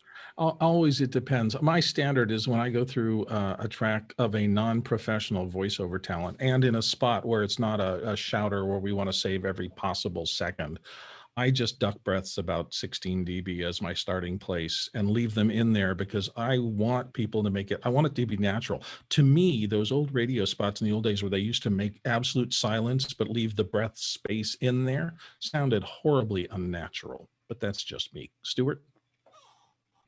You also get the same sort of breathy background noise as a distortion if somebody's using auto-tune. An example to see where auto-tune is used deliberately is some of Cher's tracks. She used it as a tool to change her voice deliberately, whereas normally she would never use it. Another example is Kylie Minogue's double tracking, where it's multiple layers of the same vocal, and it's just one is just slightly out of phase with the other. Yeah. What bothers me always is if I have to compress something a lot, a really compressed breath, that really drives me nuts. So I'm always going to try to get rid of those. Anybody else, or do we move on? Okay. Chris? Moving on. For Jeff Francis, our own Jeff Francis says, an answer to yesterday's question about trimming the heads and tails of a YouTube live stream without creating a second video. It is possible to do, but not right away. YouTube, this is not really a question, Jeff, but not right away. YouTube has a process, has to process the video first. I had to wait several hours before I could modify and replace the original video. Jeff, I have a question about that. I think that when you do that, you lose all of the chat information. Is that correct? I think he has left the building. He's left the building. Oh, we went through all that and he didn't even hear it. That's smaller. Okay, go ahead, Sky. Well, the trimming that I have done, it creates a new saved as version. And yeah, it's like uploading a completely different thing just from a different part of their hard drive rather than uploading it through the internet. At least that's been my experience. So I'd love to edit inside and trim inside. And I've heard about replacing or taking out commercials or songs. I've never had that experience yet, but just the trimming the heads and the tails, my experience is that it creates a brand new thing, including losing all of your chats. Okay. Looks like we're down with hands for that, so we're moving on. Paul Wallace, still sitting down there in Austin, Texas, says Google just came out with a web stories plugin for WordPress. Anyone heard about it or used it? And then there's a link. Got any It's a HTML jockeys here who WordPress want to jump in on the WordPress? Paul, do you want to amplify what you were asking? Yeah, I'll do an amplification there. Bill, thank you. It's just like, on Facebook, they have these stories where you click on it and then these things slide by automatically. Y'all have seen that, haven't you, on Facebook? So it's kind of like that. It's a plugin that emulates Facebook's stories. It's very similar, and they even make it a compliant code that makes it run faster. And since Google's behind it, maybe that's something that will help boost your traffic if you're trying to get more traffic on your website. And that's my amplification. So it sounds like web pages are going to get busier looking as these things roll out. We'll have flying clouds and windows and who knows what else. Oh, that link is broken that you posted in the. Oh, Paul, so check your link and Yeah, maybe I'll post repost a it. better link then. There we I'll go. take off the last 3 characters. That's all it is. There's a space put in there. Ah, okay. We move into the last question. Is this last or am I? We have 4 more questions. Cool. Okay. Terrence Holmes from Oakland, I assume California. In Zoom, is there a way to stop the participants list from scrolling? I lead meetings with 20 or more people and the list scrolls as people introduce themselves. Good question. I don't think so. Do we have any Zoom experts in the panel still? You're talking about the participants list? I'm not seeing a hand from anybody. Okay, there you go. yeah. I knew I was going to shame you into it, Grant. That's right. So if you search in the panelist field for the person, then it won't move. So that's the safest way. Like, because you can if you're muting or unmuting people and it moves around, then you can unmute and you can remove wrong people and stuff. Oh, look, Chris is bringing up Grant's picture with, or actually that's the program feed with an overlay. Oh, a video feedback overlay of participants. Yeah. Cool. So the answer is, and of course that knocked me out of gallery view, so I can't see anybody. So let me do that again. You're a great demo artist, Chris. Thanks for that. Lovely. Yeah. All right. It would have worked if Mickey had just left me in the gallery. But he had to screw it all up. But then no one can read what you're sharing. Okay, I think we've beaten this one to death. Let's go ahead and go on to the next question. I have a few more things. No, kidding. Let me see another one. Mr. Babbitt says, I see jump cuts and I also see quick cross fades in the video. So I'm going to say something. I have a pet peeve, and it drives me nuts. I'd like to know the origin. Sky, you might know this. The origin of the term soft cut. Soft cut. I knew you were going Where did there. soft cut come from? A soft cut is a dissolve. Yeah. It's a fast dissolve, but it's not a cut. So don't call it a cut. It's a dissolve. It drives me nuts. I don't know where it came from, but every time I hear it, it's just like, I just want to stand up and walk out of the room.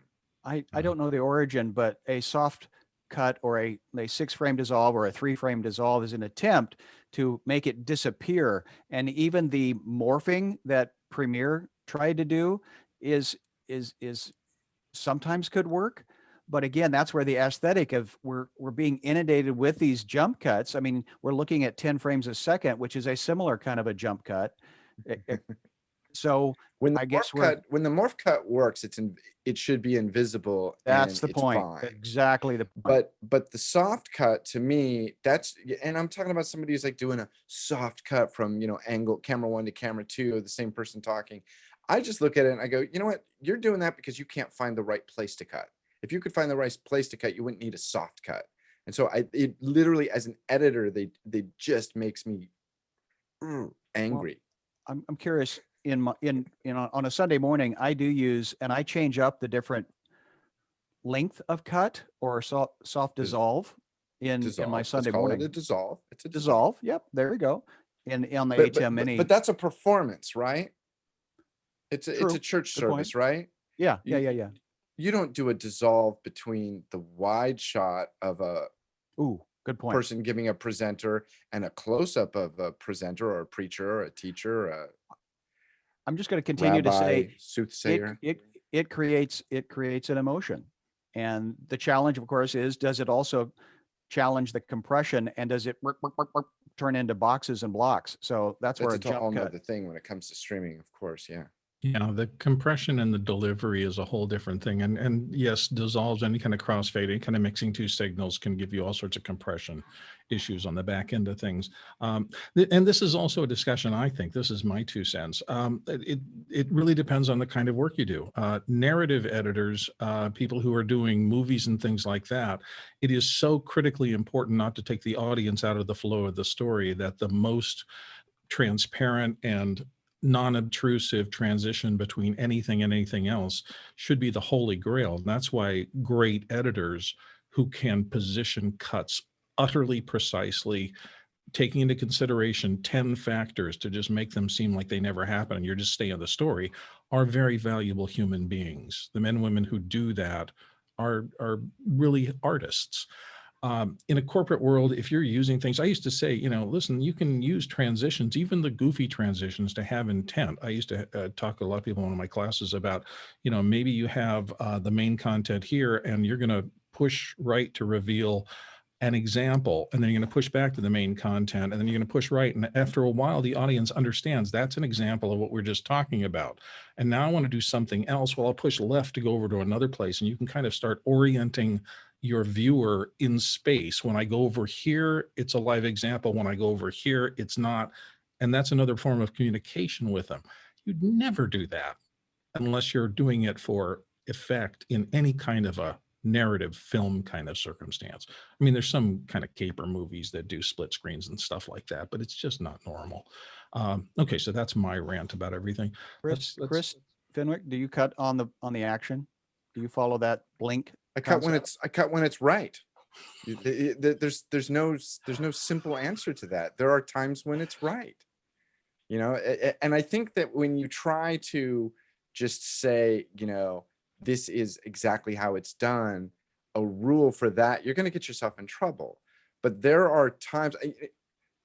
How many questions do we have? Real quickly, if you don't mind, Bill. Not at all. The first day I was sitting in the director's seat on the Computer Chronicles, this is like nearly 30 years ago. Stuart Chaffee promoted me to direct the show. We were doing a shot, and we shot live to tape, and one of the talent was holding up a gizmo and he was pointing at it. And I cut to the close-up on camera 2. And I sat there and I was looking at it as the director, and I was examining the thing he was holding. And I probably held it a second, maybe a second and a half longer than the old director would have. And it was super satisfying because I got to see it as long as I wanted to see it. And then I cut off it. Anytime somebody says name keys are 5 seconds long, no, they're not. They go out when they have to go out. And so I went there exactly. That's exactly where I right. went. Yeah. So, and there's people that want to do that. Reaction shots are 3 seconds. No, they're not. They're as long as they need to be. And so you have to watch it. And I tell you, the day I die, if I die of a heart attack, it will be the day another person says, put a soft cut there. They drive me insane. Unless you're a Food Channel show, there is a cut every 3 seconds. And I figured it out. It's because you're channel surfing, you accidentally go past it. They want to hook you as quickly as they can and just keep dragging you in and dragging you in. So it's like, I will say that there's an argument to be made, and I've talked about this before in the past. Sorry, Bill. I've talked about this before in the past about we have debated with one of my big clients about creating a style guide rule that says something on the screen needs to change every X seconds. Okay, and it's about pacing. So when somebody gets into like a long diatribe and they're like going on for 20 seconds in a 4-minute video, that's a bit of an issue. So it could be a call out that pops out in the window. It could be a cut to a wider shot or a tighter shot. It could be maybe we drop their name key again. But let's put something on the screen every X seconds. We haven't implemented this, but we've had a lot of discussion about it, about having it be part of the style of a company. glad you said the word style, because I was immediately thinking of the movies from the 60s. Big, long takes. You would see the person get out of the car. You would see the feet walking along. You would see the door open up. You would see. Go watch a movie trailer from the 60s. Go on YouTube and look for a movie trailer for something from the 60s. And today you get, well, it's just, the style has changed, oftentimes because of economy, because they didn't have a good story and they needed to fill all of that time to make a 90-minute film, and they were shooting on 20-minute film loads. So now, anyway, there's a whole rant. The topic was editing, so we're on point, and that's what we need to hear from editors. So that's why there's no reason to cut that off. Mickey, you had your hand up for a minute. Yeah, I was just going to add, like, it goes back to what I was mentioning earlier. Like, there's no like rule for it. It's we're serving the content, we're serving the story. So if a dissolve works to push the narrative, then a dissolve is needed. If a cut works better, then a cut is needed.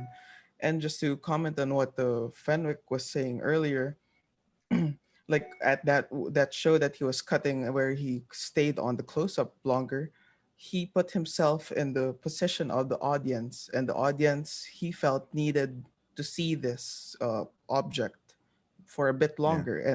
And Fenwick, Chris, just again served the purpose by staying on it longer. And I gotta say, it was immensely satisfying. I was like, God, I love this job. Yeah, I used to tell the story of, there was a piece that I was watching, and the director held on this shot of a woman walking away for an inordinate amount of time. I mean, literally an inordinate amount of time. In the context of the movie, you understood that she was walking away from somebody she would never see again. And it had all sorts of story implications. So to allow the audience that time with that character to feel her emotion as she walks away trumped anything about let's keep the pace up, guys. So it's always contextual. Okay. So the two quick points would be, it's often a musical question, and also to Chris's point of, it's a gut thing, not a head thing. And sometimes you get better at your art, you get better at smoothing something out, you get better. And Grant's point of the music, sometimes it's really loud, sometimes it's really quiet. But just like visuals, you have to have contrast, light and dark, loud and soft. So we're going from Sky, and Chris is now going to read us a question from Sky. Yeah, I can't tell if it's a question from Sky or if he's asking a question to Ed Willick, or if he is relaying a question from Ed Willick, but it's confusing. What top 3 things? So question 2, Ed Willick. What top 3 things have you learned from office hours? Ooh, that could take us an hour. No, so I've been watching for quite a few months. I've only been on the panel once or twice now, but one of the things I've learned is that Alex has a ton of pull to get things sold out very quickly when he recommends them. True. I host a similar kind of live stream show where it's called AV Tech Talks, where it's a Zoom thing. We stream out and we talk about AV issues, and we have demo. And I've pulled in some guys from office hours to be presenters. So I've learned a lot of what things work, because there's so much course correction here, and you guys do it every day, where I'm only doing it once a week. So I've learned a lot from the things that you guys and Alex have talked about and seen in the chat and seen on the show. But I used to be a concert promoter, so I was always in the numbers game of quantity of people. So one of the things that really hit home with me that Alex has said multiple times is he doesn't care about how many people show up. He cares about the length of time that they're tuned in for in this virtual world. So that lesson was probably when the first time I heard him say it, I mean, I've heard him say it multiple times. The first time I heard him say it, it was very eye-opening. Like, right, the quality of content is based on the length of the view, not how many viewers you get. How many viewers is the how good of promotion you did. But if they only watch for a second, then it's kind of useless. Sadly, Facebook and other streaming outlets don't really look at that metric as much as they want to see you have a ton of numbers. But those are the 3 things I think I've pulled away. Yeah, really, that's very interesting. One of my big epiphanies in my whole career was I'd been going to NAB for probably 10 years, and suddenly I realized that I was not going to see things. That's what I had always thought. And I was not going to NAB to see things. I was going to NAB to meet people, to meet my peers, and to form relationships. And that was 20,000 times more important than seeing things. So, what you're talking to, Ed, is understand the game you're playing. And the games are always different, and different people come to an enterprise with different agendas, and getting people to work together in the same direction is often understanding that and figuring out how you can help them meet their agendas so they'll stick around and do things. Anybody else want to pop in on this? If I can piggyback off what you just said, Bill, I think if there was a 4th thing, the value of building a community, because I've made connections with a number of people here through office hours, even though I'm not a regular contributor, but through the offline discussions through Discord, friending people on social media. I've worked with Leland, like I said, and Dave Nod had done episodes of my show. So the community aspect is something that I've picked up from here, and building that network where, being a tech, I'm usually a freelance AV tech, and I'm in the back. So if you see me, that's usually because there's a problem. Unless I'm talking to a client, unless you're supposed to be behind the scenes. So now this more front-facing networking through community has been another thing I'd say I'd taken away from what you guys and Alex have built here at Office Hours. Things are changing out there. This is a part of the change. Sky, go ahead real quick. And to that community point, since Kev has been with us before, but not very much, I guess I would ask Kev the same. Top 3 things you've felt you've taken away from us, from this experience. What has this experience meant to you? Well, it's a strange old feeling for me, because it's like being with old friends again. But I've been fascinated with how we've got to turn the way we produce programming. It's all fine, well and good to have all the equipment, but if you haven't got the story or the idea of how you're going to show that story or the message, you're going to lose an audience. So you've got to be focused on the message and then who it's going to. And from that, you work out how you're going to make a program. But I'm fascinated to hear from what all of you are doing and saying. And I have a particular interest in the education side that you're all on about, because I'm very conscious that the teachers nowadays are having to learn new skills. And one of those is presentation, and perhaps talking to time and making programs for which they can show to their kids and use as a prompt for discussion straight after. And the skill is engagement. You've got to keep them occupied and engaged in the picture or what's being said. And it can be done. Can be done. I spent many Absolutely. years doing it. Well said. Thank you. And tomorrow, for those of you who are listening to the show and don't know, tomorrow, Friday and Saturday, we still focus on education-related topics, and we encourage all teachers and instructors of any kind to come in and participate. So, Chris, let's go on with the questions. And yeah, so I was just toying with my color, trying to make it look more like Grant's. Am I getting there? should we all go slightly orange for Grant? So Mike Burns says, so I'm sad. My family has turned on me and made me take down my 5.1 sound system and replace it with a HomePod. That just sounds Break the awful. HomePod. +1 for the HomePod, -1 for the 5.1. I have about $1,000 invested in high-end speakers. That sounds kind of budgety. What's the best place to resell speakers? Mike, I think you should go all in and get 4 more HomePods and do 5.1 HomePod. I think you can kind of do that. I think you can do a couple and kind of get a stereo field going. Stuart, go ahead. I would point out to Mike that $1,000 in speakers is a good spend. I've just looked up a HomePod to see what the heck it was, and there's no way something that small is ever going to have good audio. No way. I will. I think he knows that. That's why he's that. sad about it. So I would suggest, given my own personal experience, I have a pair of Tannoy DC2000s that cost me 1,500 Australian dollars in 1989. The sound from them Dollaroos, today right? is as, yeah, at the time the US dollar would have been about, actually the Australian dollar would have been about 90 cents US. It was fairly good back then. Now it's trash. But those speakers are now 30 years old, and the sound from them is as crisp and clear as the day they were new.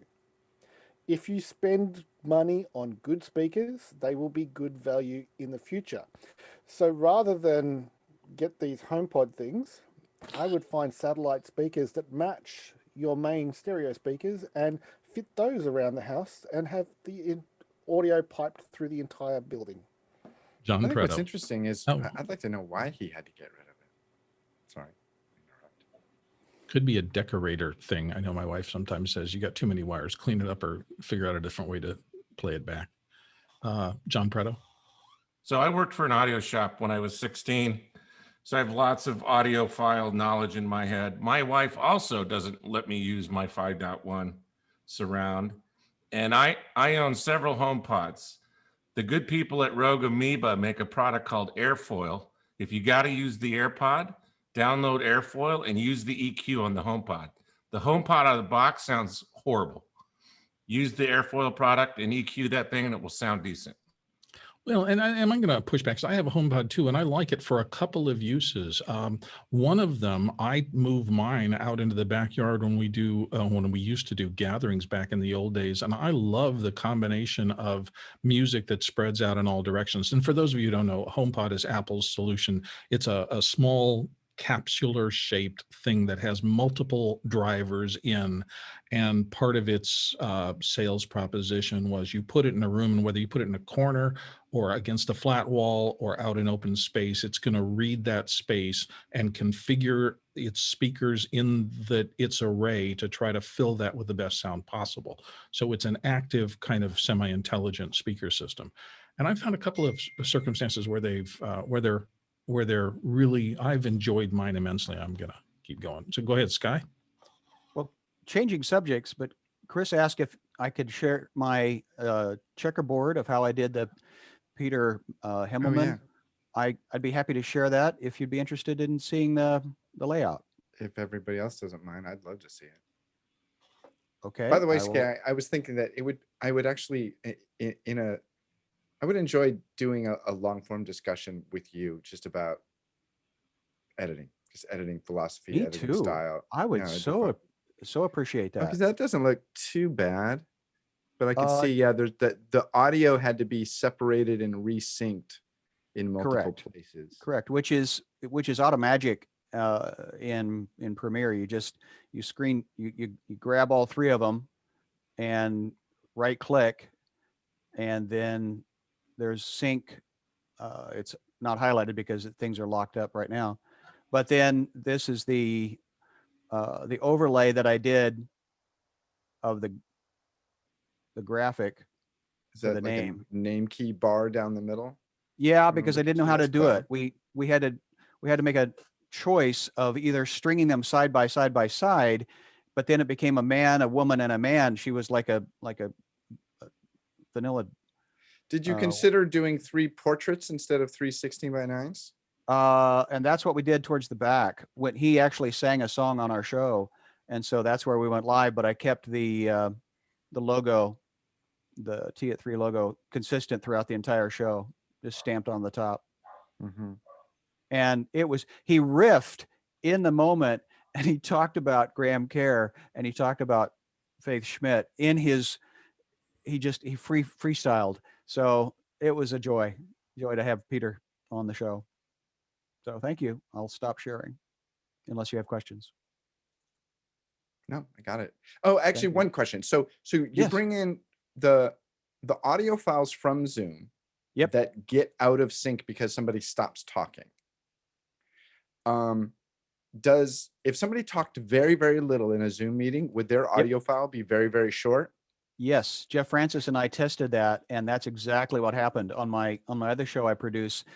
One person talked one time at the beginning. Their file was like 8K, but then all of the other humans that talked, their files were physically much longer. Understood. So let's say we were doing a 3-camera show between myself and Bill and Stephen Kimbrough. So Stephen doesn't talk a whole lot. His file would be very short. Bill's would be very long. Mine would be, in there. And then the 3 of us, those 3 files, when you go to sync it, will Premiere literally take the Stephen file and just cut the 3 or 4 comments that he did and find the place throughout the hour to put them? You would probably have to dice it up. So that if you manually have to dice it and then it would, okay. That was like the main question I had. Yeah.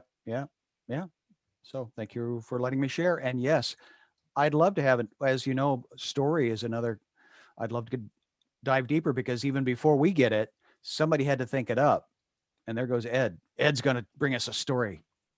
No, I was going to follow up Chris's question with you. So if someone talks, then doesn't talk for a long time, and then talks again, it just adds it onto their name file. Or have you run into that? All I remember is the person that talked very little had a very tiny little file. Now I'll need to experiment, and I'll get back to you on those questions. I don't remember. I just remember the physical file size was very small by comparison. I think that there's a checkbox, and this would be interesting. There's a checkbox in Zoom somewhere where it says optimize for editing. Ooh. Have you seen that checkbox? And maybe one of the things it does is it says, we'll just make everybody's file an hour long, regardless of how much they talk. Just a thought. No, Mickey's saying thumbs down. Mickey, what is it, Mickey? Is smarter than me. I would listen to him before I listen to me. I'm just saying that just changes the codec that the video is encoded, and it doesn't do anything with the ISO recording of the audio tracks, which for me has been a hit or miss as well. I'm still very interested in this ISO, the ATEM Mini. Is it ATEM Mini Pro ISO? Anyway, I'd be very interested in that because it also sends out a file, a resolve file that, okay, Grant knows. Speak. What is it? Is it magic? Yeah, I mean, I've got one now, but I haven't tested that yet. But yeah, it does. It records all your cuts as you're going through, as an EDL, as a XML file that opens straight up in Resolve, and you have you drag your 4 tracks in, and then you have all the cuts already in there from what you did live. I always thought the title of DIT was overwhelmed, so now they have no job at all. But a title, and therefore a paycheck. That's an awesome job. A title, paycheck, and 0 responsibility. Bill, can I show a quick timeline also real quick? Oh shoot, no, never mind. We're at the top of the hour. We're done.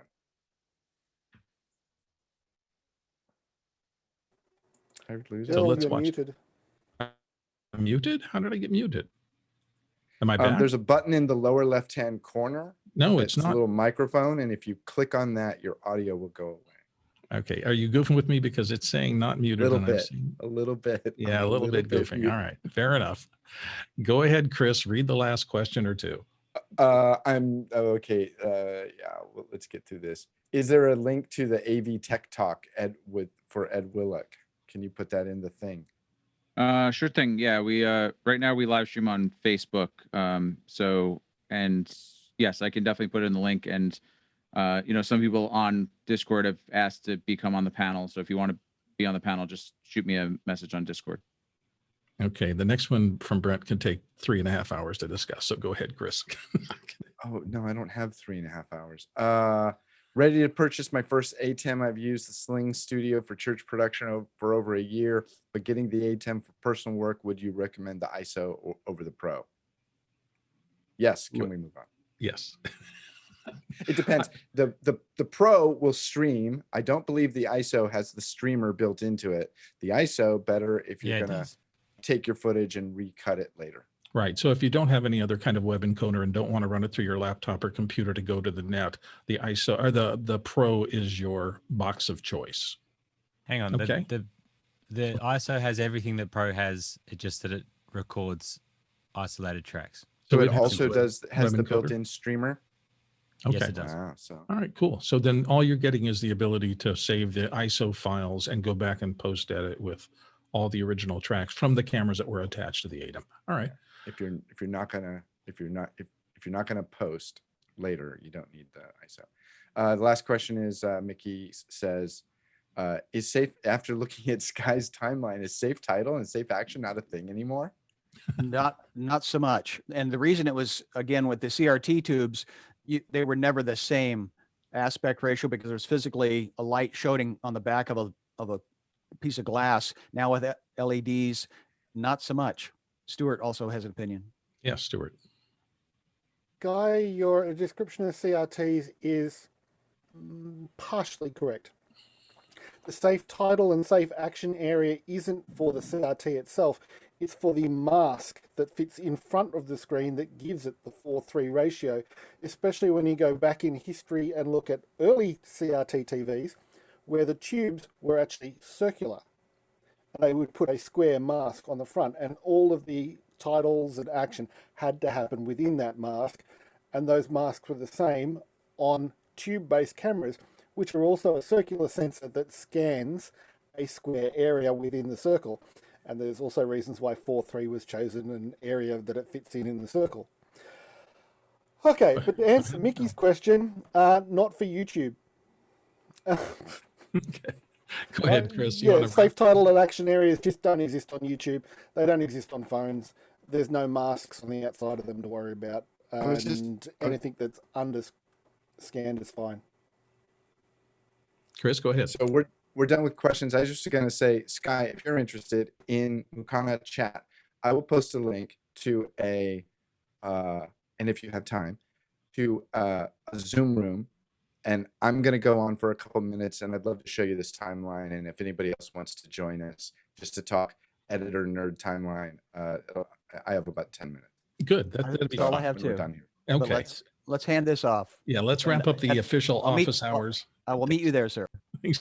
Thank you all for joining us today. Mickey, go ahead and play the outro. Tomorrow, as I mentioned earlier, is education, and as is Saturday. So those of you who are educators, we're here to help. If you have any questions about remote learning or classrooms or just technical things, pop in and do that. Alex will be back tomorrow. And thank you all for being here as a part of the office hour experience. We truly appreciate it. Have a great day out there.